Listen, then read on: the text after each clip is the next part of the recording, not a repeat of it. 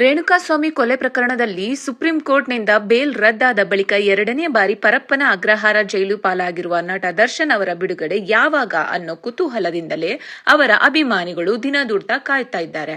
ಸದ್ಯ ಬೆಂಗಳೂರಿನ 57ನೇ ಸೆಷನ್ ಕೋರ್ಟ್ನಲ್ಲಿ ಸಾಕ್ಷಿಗಳ ವಿಚಾರಣೆ ಮತ್ತು ಕ್ರಾಸ್ ಎಕ್ಸಾಮಿನೇಷನ್ ನಡೆಯುತ್ತಿದ್ದು, ಪ್ರಕರಣ ಗಂಭೀರವಾಗಿರುವುದರಿಂದ ದರ್ಶನ್ಗೆ ಜಾಮೀನು ಸಿಗುವುದು ಕಷ್ಟ ಅಂತಿದ್ರೆ, ಇನ್ನು ಕೆಲವರು ವಿಚಾರಣೆ ಆರಂಭವಾಗಿರುವ ಕಾರಣ ಆದಷ್ಟು ಬೇಗ ದರ್ಶನ್ ಅವರಿಗೆ ಬೇಲ್ ಸಿಗುತ್ತೆ ಎಂಬ ಲೆಕ್ಕಾಚಾರದಲ್ಲಿದ್ದಾರೆ.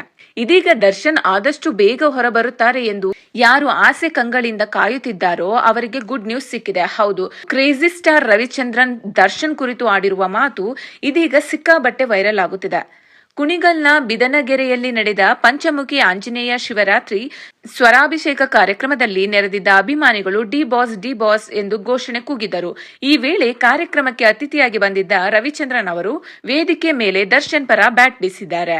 ಹೌದು, ಡಿ ಬಾಸ್ ಹೊರಬರ್ತಾರೆ ಬಿಡೋ, ಇನ್ನೆರಡು ತಿಂಗಳಲ್ಲಿ ಅವರು ಆಚೆ ಬರ್ತಾರೆ. ನಾನು ಈ ಬಾಯಲ್ಲಿ ಹೇಳಿದ್ದೀನಿ, ಬರ್ತಾರೆ, ನೆನಪಿಟ್ಕೋ. ನಿನಗವನು ಡಿ ಬಾಸ್ ಇರಬಹುದು, ಆದ್ರೆ ಆ ಡಿ ಬಾಸ್ ನನಗೆ ಮಗ ಇದ್ದಂತೆ. ಒಂದು ಕೆಟ್ಟ ಗಳಿಗೆ ಮನುಷ್ಯನನ್ನು ಕುಗ್ಗಿಸುತ್ತೆ, ಆದ್ರೆ ಖಂಡಿತ ಮೇಲೆದ್ದು ಬರ್ತಾನೆ. ಎಲ್ಲರೂ ಮನಸ್ಸಿನಲ್ಲೇ ಇಟ್ಟುಕೊಂಡು ಪೂಜೆ ಮಾಡಿ, ಬರ್ತಾರೆ ಎಂದು ಭವಿಷ್ಯ ನುಡಿದರು.